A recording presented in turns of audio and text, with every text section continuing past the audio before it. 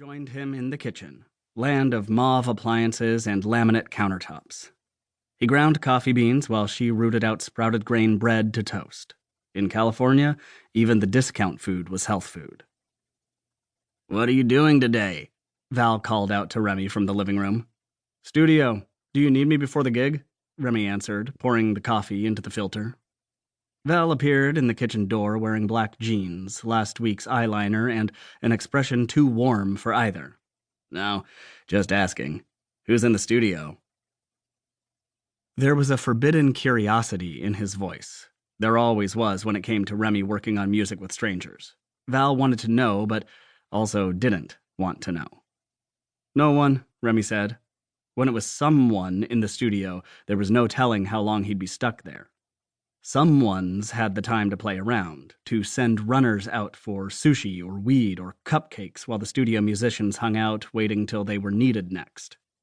He was paid by the hour, so it wasn't necessarily a waste of time, but it meant he cleared his evening schedule when someone was in the studio.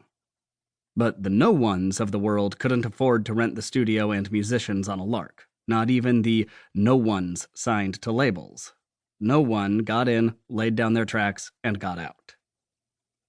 Celeste's toast popped up. She layered it with butter and sliced figs, then made her way to the dining room, which, like the living room, didn't fulfill its intended purpose. It was her office, where she managed her celebrity culture websites the way Remy imagined naval captains managed ships. Celeste was the sort of person you knew named herself president of clubs and CEO of lemonade stands in her youth. She didn't have problems, she had opportunities. And she didn't have arguments, she had wars. It was a natural skill set, which meant she had quickly turned blogs that started out discussing topics like celebrity camel toes into a very legitimate business venture. Val stole the first cup of coffee, then slunk past Remy to the patio, walking absently the way he often did. Val's mind never stopped, never paused, never relaxed. Back in Florida, when they had shared a bedroom, Remy would wake in the night to find Val staring at the ceiling wide awake. Not unable to sleep, but unwilling. It was like Val thought sleeping would derail his mind entirely, like it was easier to just keep it tearing along, racing into the dawn. Problematically, Val wasn't wrong. He was at his most poignant, most musical, most artistic, most moving, most creative when he allowed his mind to run ceaselessly. More problematically, he'd found a variety of substances to keep it running when his body asked it to sleep. Those substances were a thing of the past, but Remy was always watching for the warning signs he'd missed the first time around. Celeste, too, of course, but Remy couldn't help but feel she was the backup plan while he was the first line of defense. He was keenly aware Val hadn't written a song in almost 2 years, and Remy always wondered if his brother would break, would use again if only to draw another song up from the depths of his soul. "I thought he had a melody last week," Celeste said thoughtfully from over Remy's shoulder. He turned to face her, and she shook her head at his expression. "Stop it, I'd tell you if I thought he was on something. It was a nice one, but then he stopped humming it. Maybe it's the little seed sprouting, though, you know?" "Maybe," Remy said. "I didn't hear him humming anything new. Do you remember how it went?"